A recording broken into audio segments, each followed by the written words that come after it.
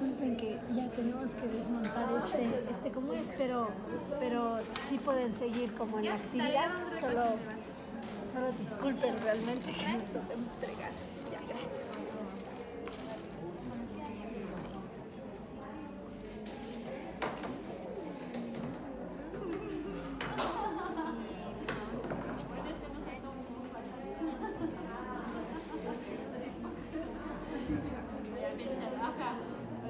Con la pared.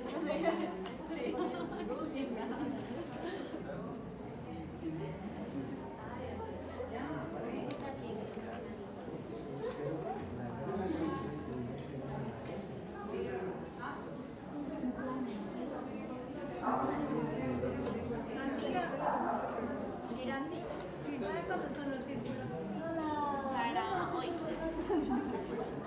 Es lo que estamos conversando, que si la compañera de Uruguay se lo